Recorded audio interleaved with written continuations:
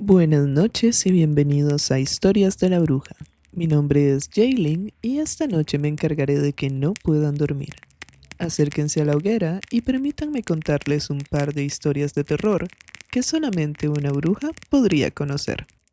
Antes de iniciar con el capítulo de hoy, quería hacer una aclaración que hago cada ciertos capítulos sobre cómo es el formato del podcast en el cual en un capítulo leemos una historia, ya sea de alguno de los escuchas o historias de terror clásicas. Y en el siguiente capítulo lo que hacemos es tratar un tema específico del mundo del horror o el terror. Es decir, tratamos temas de reencarnación, deslices temporales, posts de Reddit, etc. De una forma más casual. Hago esta aclaración para los nuevos seguidores. Gracias por el aumento que ha habido en los últimos días, de verdad. Y además por si prefieren alguno de los dos formatos. Así pueden elegir cuál escuchar. Claramente yo prefiero que escuchen ambos. Ambos son claramente disfrutables. Sin más, empezamos con el tema de esta noche. Las pesadillas. Esos sueños, muchas veces repetitivos, de los cuales nos despertamos sudando, en pánico, sin poder explicar realmente qué fue lo que sucedió. La pesadilla de esta noche viene de la mano del escritor Edward Frederick Benson, un escritor inglés reconocido por sus cuentos y libros de terror, nacido en 1867 y fallecido en 1940. Un dato interesante, al menos a mí me pareció bastante interesante, es que todos sus hermanos también eran escritores. Uno es A.C. Benson o A.C. Benson, el otro es Robert Hugh Benson y la última es Margaret Benson, que además fue egiptóloga y es una de las pioneras en este campo. Otro dato que me pareció bastante interesante es que ni él ni sus hermanos se casaron. De hecho, uno fue ordenado sacerdote, pero murió bastante joven. Además, E.F. Benson fue muy amigo de M.R. James, de quien ya hemos leído algunas historias. Y de hecho, la historia de la semana antepasada, que fue escrita por Le Fanu, también se relaciona porque M.R. James o Montague Road James era fan de Le Fanu, que recordemos que fue como uno de los padres del terror de la época victoriana. Entonces, nada, me pareció interesante toda la conexión que existía. De hecho, el autor de esta semana y M.R. James eran parte de una sociedad de Cambridge, una sociedad literaria que se llamaba la Chit Chat Society. Sin más, y pasando por alto el fanatismo histórico de su anfitriona, empecemos con la historia de la noche. La habitación en la torre. Es bastante frecuente el hecho de que las personas que suelen soñar mientras duermen vean realizado en el mundo material un acontecimiento que han soñado. Pero esto, en mi opinión, no tiene nada de sorprendente. Lo sorprendente sería que no se produjera nunca, ya que nuestros sueños, por regla general, están relacionados con gente a la que conocemos y lugares con los cuales estamos familiarizados, tal y como son en el mundo de la realidad. Desde luego, en esos sueños se mezcla a menudo algún elemento absurdo y fantástico que descarta la posibilidad de que el sueño se realice en el mundo real, pero un simple cálculo de posibilidades permite afirmar que no es demasiado difícil que un sueño imaginado por alguien que sueñe constantemente pueda realizarse efectivamente.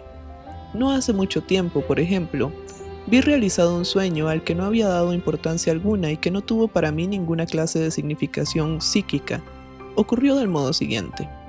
Cierto amigo mío que reside en el extranjero suele escribirme cada 15 días. Por lo tanto, cuando han transcurrido 13 o 14 días de la llegada de su última carta, mi mente, consciente o inconscientemente, espera recibir noticias suyas.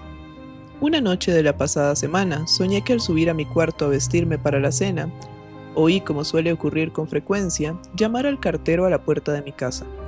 Bajé las escaleras y recogí la correspondencia del buzón. Allí, entre otras cartas, había una de mi amigo. Al abrirla, descubrí en su interior un haz de diamantes, en el cual mi amigo había escrito: «Te envío esto para ponerla a salvo, ya que, como sabes, en Italia resulta peligroso guardar haces».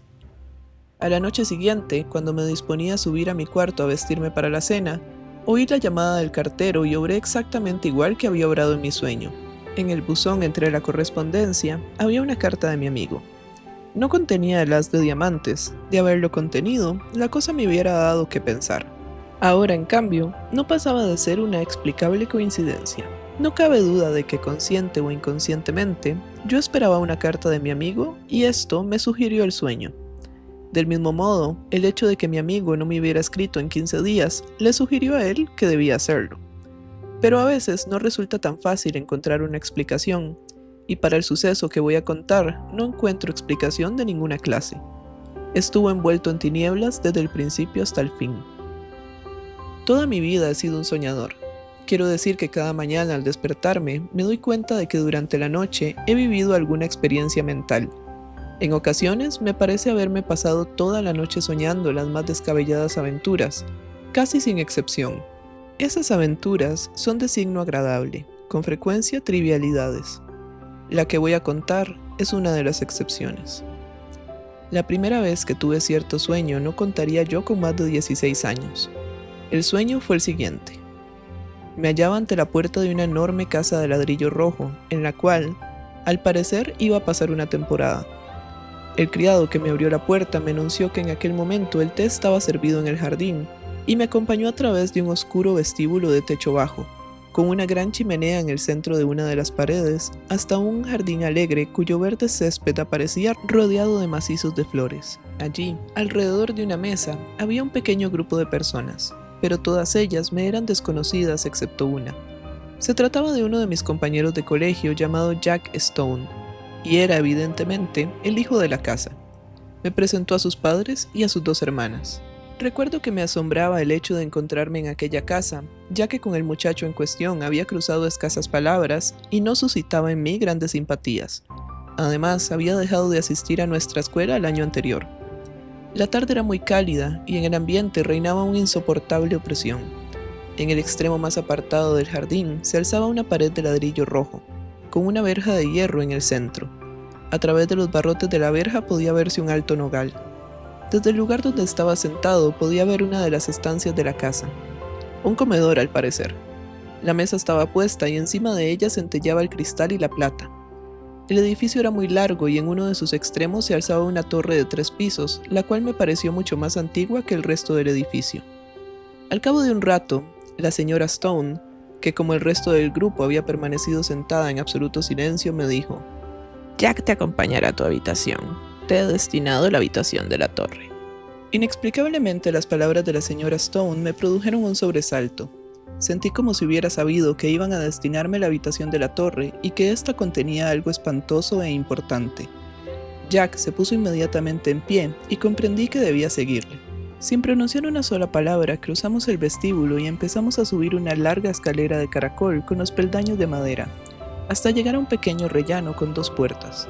Jack empujó una de las puertas para que yo entrara y sin hacer el menor comentario, volvió a cerrarla detrás de mí. Al quedarme solo, supe que mis sospechas habían sido ciertas. En la habitación había algo espantoso, y con el terror de la pesadilla envolviéndome más y más entre sus garras, desperté con el cuerpo inundado de sudor.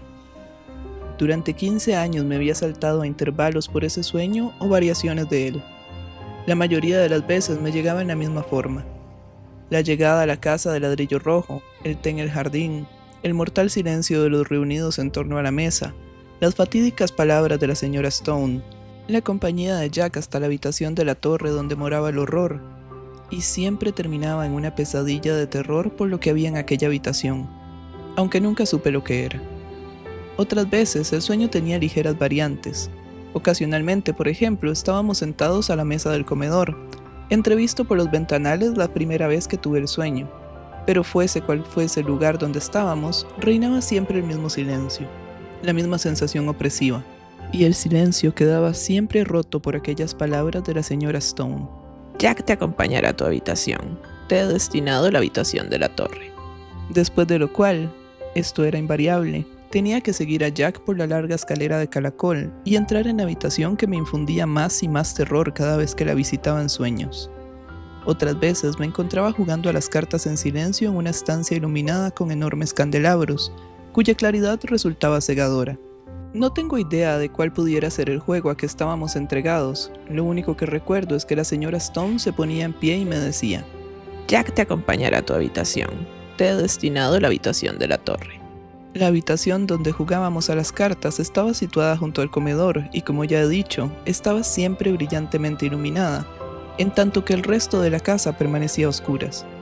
Y sin embargo, a pesar de aquel torrente de luz, apenas divisaba las cartas que me correspondían. Solo me daba cuenta de que las cartas tenían unos dibujos muy extraños. No había ningún palo de color rojo, sino que todos eran negros, y algunas de las cartas eran completamente negras. Llegué a odiarlas y a temerlas. Como el sueño se repetía con relativa frecuencia, llegué a conocer la mayor parte de la casa de ladrillo rojo. Detrás de la habitación donde jugábamos a las cartas había un saloncito, situado al final de un pasillo con una puerta tapizada de color verde. Aquel lugar estaba siempre a oscuras y a menudo me sentía poseído por la impresión de que la puerta del saloncito se abría para dar paso a una persona a la que nunca pude ver. A medida que pasaba el tiempo, las personas que aparecían en el sueño envejecían como si se tratase de seres reales. La señora Stone, por ejemplo, que en mi primer sueño tenía el pelo negro, se convirtió en una mujer de pelo gris, y en vez de ponerse en pie ágilmente como había hecho la primera vez que dijo: Jack te acompañará a tu habitación. Te he destinado la habitación de la torre. llegó a levantarse trabajosamente como si sus miembros fueran perdiendo fuerzas. También Jack creció y se convirtió en un joven de aspecto algo enfermizo, con un bigote de color castaño. Una de sus hermanas dejó de aparecer en el sueño, por lo que comprendí que se había casado. Pasaron 6 meses sin que el sueño en cuestión me visitara, y empecé a creer con gran alivio que había terminado aquella pesadilla. Pero una noche volví a encontrarme en el conocido jardín. Esta vez no se hallaba presente la señora Stone, y todos los presentes iban vestidos de negro. Inmediatamente sospeché el motivo, y mi corazón latió aceleradamente al pensar que quizás no me vería obligado a dormir en la habitación de la torre, aunque habitualmente permaneciéramos todos sentados y en silencio. En esta ocasión, la sensación de alivio que experimentaba me hizo hablar y reír como no había hecho nunca anteriormente. Pero ni aún así la situación resultaba agradable, ya que los demás no hablaban y se limitaban a mirarse furtivamente unos a otros. En cuanto la corriente de mi charla se hubo secado, sentí nacer en mi interior un temor más intenso aún que aquel que había sentido en las anteriores ocasiones. Un silencio de plomo planeó sobre nosotros mientras la luz del día decrecía lentamente. De pronto, una voz que me era familiar rompió el silencio, la voz de la señora Stone diciendo: Jack te acompañará a tu habitación. Te he destinado la habitación de la torre. Parecía proceder de un lugar muy próximo a la verja que se abría en la pared de ladrillo rojo que cercaba el jardín, y al alzar los ojos me di cuenta de que el césped existente a la otra parte de la verja estaba salpicado de tumbas. De las tumbas surgía una extraña claridad grisácea, y pude leer la inscripción de la que tenía más cerca de mí: en infortunado recuerdo de Julia Stone. Y como de costumbre, Jack se puso en pie, y yo le seguí a través del vestíbulo y por la escalera de caracol. En esta ocasión la oscuridad era mayor que de costumbre, y cuando penetré en la habitación de la torre solo pude distinguir los muebles, la posición de los cuales me era ya familiar. En la habitación había también un desagradable tufo, como de materia en descomposición, y me desperté gritando.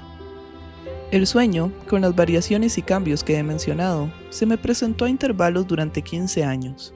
A veces lo soñaba 2 o 3 noches seguidas. En una ocasión, como ya he explicado, hubo un intervalo de 6 meses. Si tuviera que fijar un promedio, creo que no andaría muy equivocado fijándolo en una vez al mes. Más que sueño, puedo decir ahora que era pesadilla, ya que finalizaba siempre con la misma expresión de indescriptible horror. Además, tenía una rara consistencia. Los personajes, como ya he dicho, envejecían paulatinamente. La muerte y el matrimonio visitaban a aquella silenciosa familia, y nunca volví a ver en sueños, después que hubo fallecido, a la señora Stone. Pero siempre era su voz la que me decía que la habitación de la torre estaba preparada para mí, y lo mismo si tomábamos el té en el jardín que si lo hacíamos en una de las habitaciones de la casa. Podía ver siempre la tumba de la señora Stone junto a la verja de hierro.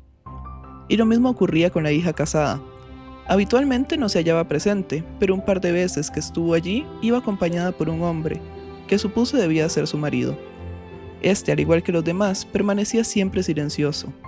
pero debido a la constante repetición del sueño, yo había dejado de atribuirle significación alguna cuando estaba despierto. Durante todos aquellos años no vi ni una sola vez a Jack Stone, ni vi tampoco una casa que se pareciera a la oscura mansión de mi sueño. Y entonces ocurrió algo. Aquel año permanecí en Londres hasta finales de julio y durante la primera semana de agosto recibí una invitación de un amigo mío para que fuera a pasar unos días en una casa que había alquilado para los meses de verano en Ashdown Forest, en el condado de Sussex.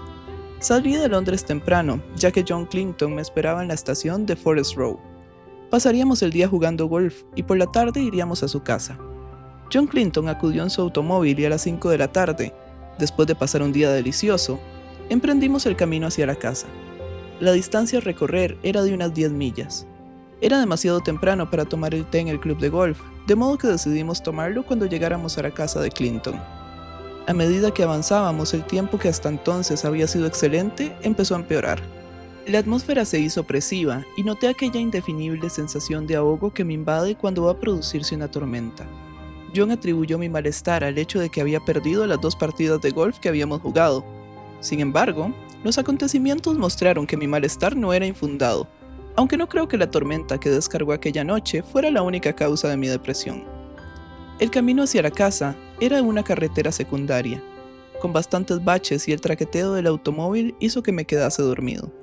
Desperté al cesar el movimiento del coche. Habíamos llegado y con un repentino escalofrío, en parte de temor pero principalmente de curiosidad, me encontré de pie ante la puerta de la casa de mi sueño. Me pregunté si estaría aún soñando. Seguí a John a través de un vestíbulo de techo bajo y salimos al jardín para tomar el té a la sombra de la casa. El jardín estaba bordeado de macizos de flores, y en la pared de ladrillo rojo que se alzaba en uno de los extremos se abría una verja de hierro, detrás de la cual se erguía un nogal. La fachada de la casa era muy larga y quedaba rematada por una torre de 3 pisos, notablemente más antigua que el resto de la casa. Aquí terminó de momento toda semejanza con el repetido sueño.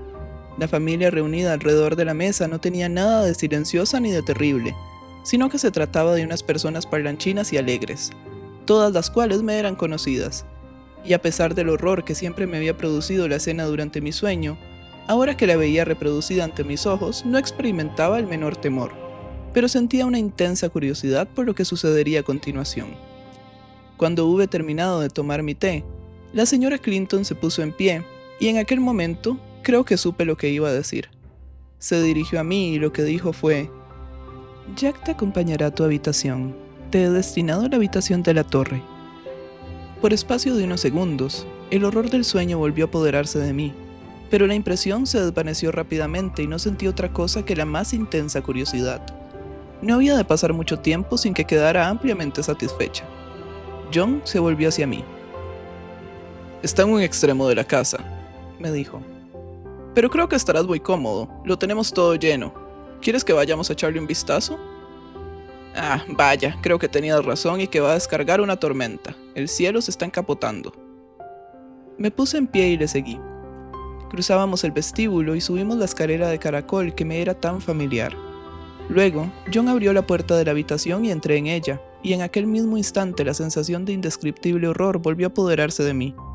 Tenía miedo de algo, aunque no sabía de qué. Entonces, como una repentina revelación, como el que de pronto recuerda un nombre largo tiempo olvidado, supe lo que temía. Temía a la señora Stone, cuya tumba con la siniestra inscripción, en infortunado recuerdo de Julia Stone, había visto tan a menudo en mi sueño, inmediatamente detrás del jardín sobre el cual se abría mi ventana.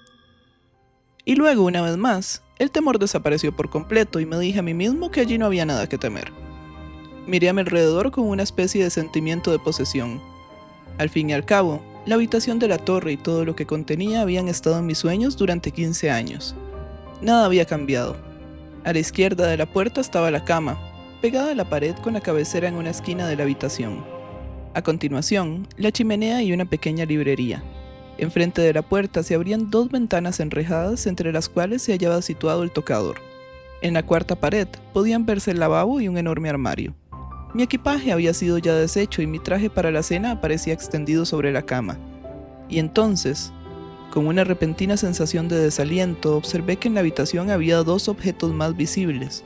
los cuales no había visto nunca en mis sueños. Un retrato al óleo, en tamaño natural, de la señora Stone, y una fotografía de Jack Stone, reproduciendo su imagen tal como se me había parecido en el último de mis sueños, solo una semana antes. Es decir, un hombre de unos 30 años, de aspecto furtivo y casi diabólico. Su retrato estaba colgado entre las dos ventanas, casi enfrente del cuadro al óleo de la señora Stone, colgado al lado de la cama. Al mirar este último cuadro, el horror de pesadilla se apoderó de mí una vez más. Representaba a la señora Stone tal como la había visto por última vez en mis sueños, envejecida y con el pelo canoso, pero a pesar de la evidente debilidad del cuerpo, a través de la envoltura de carne brillaba una horrible vitalidad, una exuberancia maligna. Los penetrantes ojillos tenían una expresión demoníaca, y demoníaca era la sonrisa que asomaba a sus labios. Una sonrisa burlona que se extendía por todo el rostro. Las manos, unidas sobre las rodillas, parecían temblar con la misma diabólica alegría que animaba el rostro. Luego me di cuenta de que el cuadro reflejaba la firma de su autor en el ángulo inferior izquierdo y acercándome un poco más leí la inscripción: Julia Stone por Julia Stone. En aquel momento llamaron a la puerta y entró Clinton. ¿Tienes todo lo que necesitas?, me preguntó. Y algo más de lo que necesito, respondí señalando el cuadro al óleo. John se echó a reír. Una vieja bastante fea, desde luego, dijo. Es un autorretrato. De todos modos, no podía favorecerse mucho al reproducir su imagen. ¿Pero es que no te das cuenta?, inquirí. No parece el rostro de un ser humano, es el rostro de un ser perverso, de un ser diabólico. John miró el retrato con más atención. Sí, no es demasiado agradable, dijo. Y poco adecuado para tenerlo junto a la cama, ¿eh? Sí, creo que si tuviera que dormir con ese retrato junto a mi cama, tendría unas horribles pesadillas. Si lo deseas, haré que lo quiten de ahí. Te agradecería que lo hicieras, dije. John hizo sonar la campanilla, y con la ayuda de un criado descolgamos el retrato y lo sacamos al pasillo, dejándolo con la cara vuelta hacia la pared. ¡Diablos!, exclamó John enjuagándose la frente con un pañuelo. La vieja pesa como una condenada. El extraordinario peso del cuadro me había sorprendido también a mí. Estaba a punto de comentarlo cuando me di cuenta de que la palma de mi mano estaba completamente llena de sangre. Al parecer me he cortado con algo, dije. John profirió una ahogada exclamación. ¡Caramba! Yo también me he cortado, dijo. Al mismo tiempo, el criado que nos había ayudado a descolgar el cuadro se sacó un pañuelo del bolsillo y se frotó la mano con él. Vi que el pañuelo quedaba también manchado de sangre. John y yo volvimos a entrar en la habitación y nos lavamos las manos, pero ni en la suya ni en la mía apareció la menor huella de cortadura. Pareció como si entre nosotros se hubiera establecido una especie de convenio tácito, ya que ni él ni yo hicimos ninguna alusión a aquel sorprendente hecho, ni siquiera cuando bajamos a cenar. Yo no deseaba pensar en ello y sospeché, sin saber exactamente por qué, que a John le ocurría lo mismo. El calor y la opresión del ambiente, ya que la tormenta que habíamos previsto seguía sin descargar, aumentaron notablemente después de la cena, y durante algún tiempo la mayoría de las personas que se hallaban en la casa, entre las cuales nos hallábamos John Clinton y yo, permanecimos sentados en el jardín, en el mismo lugar donde habíamos tomado el té. La noche era completamente oscura y la cerrazón del cielo no podía ser atravesada por el brillo de ninguna estrella ni por un rayo de luna. Poco a poco la reunión fue disolviéndose en pequeños grupos. Las mujeres fueron a acostarse y los hombres se dispersaron en dirección al saloncito o a la sala de billar. A eso de las 11 solo quedamos en el jardín mi anfitrión y yo. Toda la velada me había parecido que John estaba preocupado por algo y en cuanto quedamos solos me dijo: El criado que nos ayudó a descolgar el cuadro tenía sangre también en la mano, ¿te diste cuenta? Le he preguntado si se había cortado y me ha dicho que suponía que sí, aunque no había encontrado el menor rastro de cortadura. ¿De dónde diablos podría proceder la sangre? A fuerza de repetirme a mí mismo que no iba a pensar en ello, había conseguido no hacerlo y no deseaba, especialmente cuando se acercaba la hora de acostarme, que me lo recordasen. No lo sé, respondí. Y en realidad no me importa, ahora que el retrato de la señora Julia Stone no se encuentra ya junto a mi cama. John se puso en pie. Es muy extraño, murmuró. Caramba, ahora verás otra cosa extraña. Mientras hablábamos, había salido de la casa un perro de raza irlandesa propiedad de Clinton. La puerta del vestíbulo estaba abierta y un rayo oblicuo de luz caía sobre el jardín, iluminando la verja de hierro detrás de la cual se alzaba el nogal. Vi que el perro tenía el pelo erizado de rabia y de miedo. Su boca estaba entreabierta, mostrando los agudos colmillos, como si estuviera a punto de morder a alguien, y gruñía amenazadoramente. Pasó ante nosotros sin prestar la menor atención a nuestra presencia y se dirigió hacia la verja de hierro. Al llegar ante ella se detuvo y se quedó mirando al exterior a través de los barrotes sin dejar de gruñir un solo instante. De repente, desapareció en su actitud de fiereza, como si acabara de perder todo vestigio de valor. Profirió un largo aullido y regresó a la casa con el rabo entre las piernas, evidentemente aterrorizado. «Media docena de veces al día hace lo mismo», me explicó John. «Parece como si viera algo que le inspirara odio y temor a la vez». Me acerqué a la verja de hierro y miré al exterior. Algo se movía entre la hierba y casi inmediatamente llegó a mis oídos un sonido que de momento no me fue posible identificar. Luego, caí en la cuenta de lo que era. Se trataba del ronroneo de un gato. Encendí una cerilla y vi un enorme gato persa de color azulado que restregaba su cabeza contra la parte exterior de la verja con grandes muestras de satisfacción. Me eché a reír. «Temo que el misterio haya dejado de serlo», dije en tono divertido. «El perro estaba furioso porque allá afuera hay un gato de gran tamaño». «Sí, se trata de Darío», dijo John. «Se pasa ahí la mitad del día y toda la noche, pero esto no explica la actitud del perro, ya que Toby y Darío son los mejores amigos del mundo. La actitud del gato resulta tan incomprensible como la del perro. ¿Qué es lo que hace ahí y qué es lo que lo complace tanto a Darío? ¿Y qué llena de terror a Toby?» En aquel momento recordé los detalles más espantosos de mis sueños, cuando veía a través de la verja, en el lugar exacto donde ahora se encontraba el gato, la blanca tumba de Julia Stone con la siniestra inscripción. Pero antes de que pudiera responder a las preguntas de Clinton, empezó a llover a cántaros, y el gato cruzó de un salto la verja de hierro y cruzó a refugiarse en el interior de la casa. Se quedó en el umbral de la puerta, mirando fijamente a la oscuridad con sus brillantes ojos. Cuando John le empujó hacia adentro, a fin de poder cerrar la puerta, el animal mostró su descontento con unos cuantos bufidos. Ahora, con el retrato de Julia Stone en el pasillo, la habitación de la torre no tenía nada de alarmante para mí. De modo que cuando me dispuse a acostarme, sintiéndome muy soñoliento y cansado, no pensaba en el incidente de las manos manchadas de sangre ni en la extraña conducta del perro y del gato, más que con una vaga curiosidad. Lo último que contemplé antes de apagar la luz fue la impronta cuadrada en la pared junto a mi cama, correspondiente al espacio que había ocupado el retrato de Julia Stone. En aquel lugar, el papel de la pared conservaba un color rojo oscuro. En el resto de la habitación parecía muy descolorido. Apagué la luz y quedé inmediatamente dormido. Me desperté sobresaltado y me incorporé en la cama con la sensación de que acababan de pasar ante mi rostro una brillante luz, aunque la habitación estaba completamente a oscuras.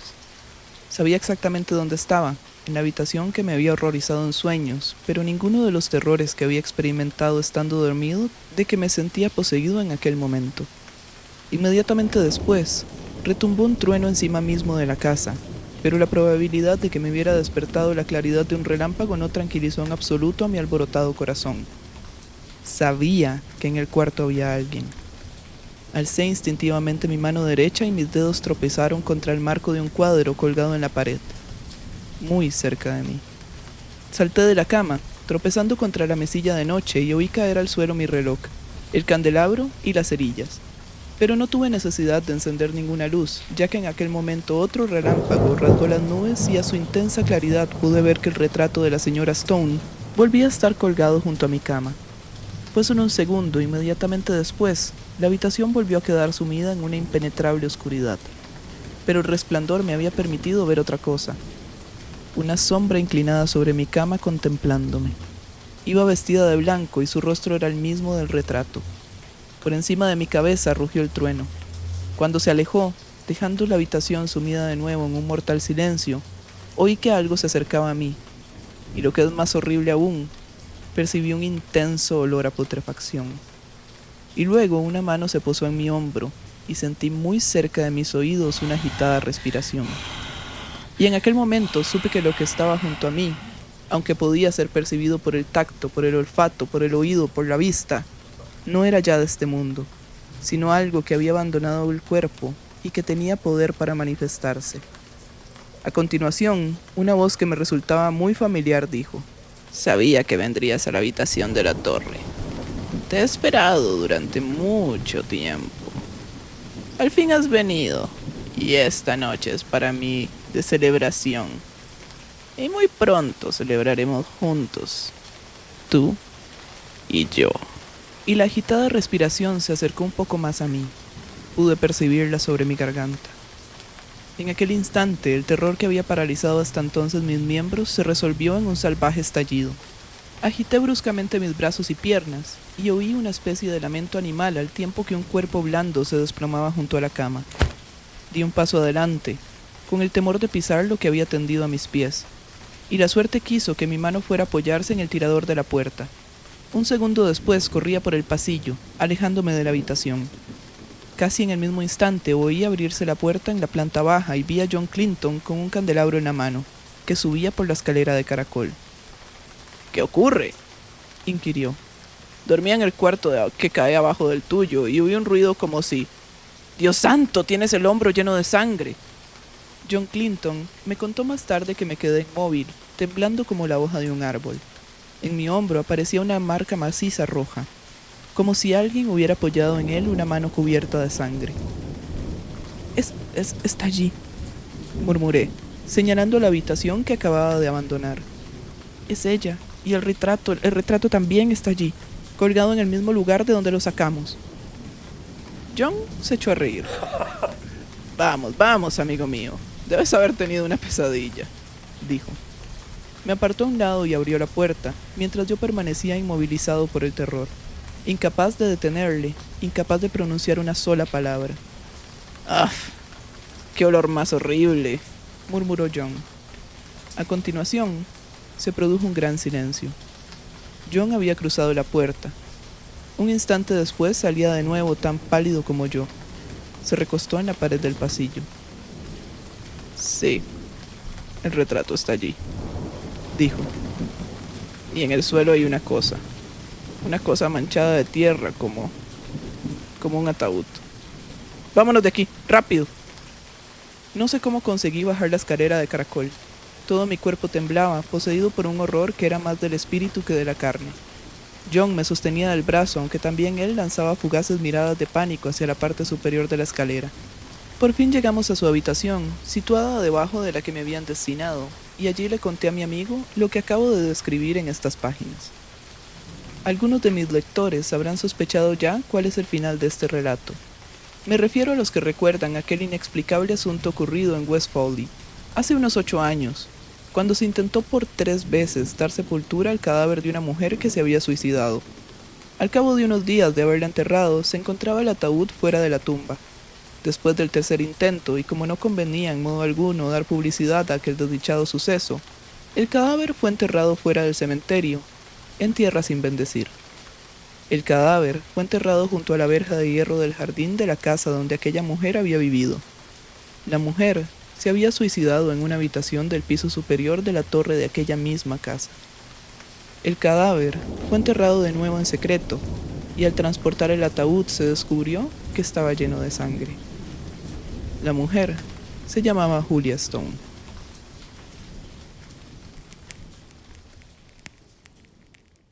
Esta ha sido la historia de la noche. ¿Qué les ha parecido La habitación en la torre o The Room in the Tower por E.F. Benson?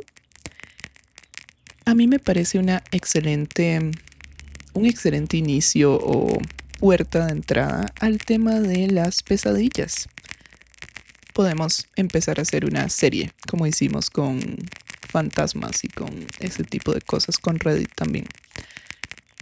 ¿Alguna vez han tenido alguna pesadilla recurrente? Creo que la parte que me dio más miedo de el cuento es el hecho de que soñara con eso durante 15 años, que supiera todo el tiempo que había algo horrible y temible en la casa y que de hecho no supiera qué era, aunque desde el puro inicio se le estaba diciendo. Como que esta señora, la señora Stone, sale desde el inicio, pero al inicio no es un personaje malo per se. O sea, realmente lo único que hace es decirle que le tiene una habitación. conforme va avanzando el tiempo, lo único que sabemos es que se va poniendo vieja, pero volverse vieja no es inherentemente volverse malo también. Solamente vemos como el avance de su edad y el avance de su familia. Y el hecho de que, nada, que lo que sea malo que está en esa habitación real, cuando ya él se encuentra con esta casa en la vida real, que sea la señora Stone, me parece interesante por el hecho de que obviamente desde el puro inicio se le dijo. Sin embargo, toda esta trama de que la gente que se suicida no puede ir al cielo, que no puede ser enterrada en territorio santo o en tierra santa, me parece sumamente católico. Y no encuentro la razón por la cual una sola de miles de religiones debería de determinar el cómo se vive la vida después de la muerte, si es que existe una vida después de la muerte. Me parece que la maldad de una persona sí podría determinar el cómo es su vida después de la muerte. En eso me parece un poco más de sentido, tiene un poco más de claridad, al menos para mí. Pero sí, me pareció un poco interesante y un poco extraño que al final fuera que se suicidó y él la viera desde el puro inicio. Me pareció más que iba a ser como una bruja o que lo necesitaba él para algo o no sé, que era un vampiro. En el momento en el que se le acerca muy peligrosamente al cuello, lo primero que pensé era que, oh, va a ser un vampiro. Pero no, realmente nada más era esto de que se había suicidado. Pero sí, en general lo que me llama más la atención es la repetición del sueño y el hecho de que el sueño se volviera real después. ¿Ustedes alguna vez han tenido algún sueño repetitivo? En lo personal yo tengo un sueño que como desde los 10 años sigo teniendo y es que estoy encerrada en una casa y en esa casa hay algo horrible en el sótano, pero es como, es entre una escuela o colegio y una casa porque tiene como un montón de habitaciones y el sótano este a veces es como un baño, pero un baño tipo que tiene 8 años para mujeres, 8 años para hombres, tiene duchas, etcétera. Es como enorme. Y otras veces es como un edificio que estaba abandonado, pero siempre es un edificio enorme que eso, puede ser una casa o una institución educativa, por así decirlo. Y cada vez que llego al sótano me despierto. Y cada vez que siento que voy a entender por qué es que le tengo tanto pánico a llegar a ese sótano, porque siempre lo que estoy haciendo es intentando como salir de la casa y siempre lo que termino haciendo es terminando encerrada en ese lugar. Cada vez que voy a lograr darle la cara a lo que sea que me está esperando ahí, me despierto. Y no saber contra qué se está enfrentando uno creo que es una de las cosas que da más miedo porque al menos si uno conoce a su enemigo puede saber si tiene algún punto débil o al menos puede saberlo. Es como reconfortante al menos saber a qué es a lo que uno le tiene miedo. De hecho, La Bruja de Blair se basa en esto, el hecho de no saber qué les hacen, uno rellena el que les hacen con el mayor miedo que uno tenga. Y eso fue lo que genera tanta atracción a este tipo de miedo, al tipo de miedo en el cual no se sabe realmente qué le sucede a la persona si termina siendo atrapado por el ser o por el ente o por lo que sea que está al final del pasillo. En mi caso, en la parte de abajo, en el sótano de la casa. Pero sí, ese ha sido el episodio de esta semana. ¿Qué les ha parecido el cuento de nuestro autor de esta semana, de E.F. Benson? A mí en lo personal me parece como bastante refrescante, incluso al ser un cuento victoriano, porque como bien hemos podido notar, hay veces que usan 4 o 5 párrafos para describir un solo lugar. Y en este caso, el único párrafo que usa para describir la casa realmente lo hace de forma consciente. No es simplemente para meterle floritura a la escritura. Me salió inverso. Pero sí, me parece un cuento mucho más fácil de leer, mucho más adaptable a la realidad en la que estamos en este momento y en especial atemporal. Como les mencioné, creo que la gran mayoría de nosotros tenemos sueños recurrentes y el hecho de que un sueño recurrente se vuelva real es la peor pesadilla vuelta a realidad de la mayoría. Como bien quería lograr en este episodio. Sin adelantarme más en este tema, en el cual podría pasar algún par de horas. Voy a dejar el tema hasta aquí. No voy a seguir divagando al respecto. Quería comentarles que para la semana que viene hice una actividad diferente. Vamos a llamarlo actividad, pero realmente no es una actividad en sí. Conseguí muchas historias de terror reales de personas de mi país, de personas de Costa Rica. Entonces, durante el siguiente capítulo vamos a estar recorriendo diferentes partes de mi país natal y vamos a ver cómo han sido asustadas diferentes personas. Es interesante que no solamente tengo historias de fantasmas, tengo historias de criaturas que son inherentes de este país, tengo otras historias en las cuales son personas las que son aterrorizantes. Entonces, espero que el capítulo de la próxima semana les guste tanto como me está gustando a mí hacerlo. Y les recuerdo que pueden enviar sus historias reales o ficticias al correo del podcast, que es cuentosdelabruja@gmail.com o historiasdelabruja@gmail.com, para ser considerados para ser leídos en el podcast. Además, que pueden compartir los episodios con sus amigos, familiares, conocidos, con personas que odien y no quieren dejar dormir. No voy a volver una marca registrada de este podcast. Y que pueden seguir el podcast en las diferentes redes sociales. Están adjuntadas en la descripción del episodio. Sin más, me despido por esta noche, finalmente. Y como siempre, espero que no puedan dormir.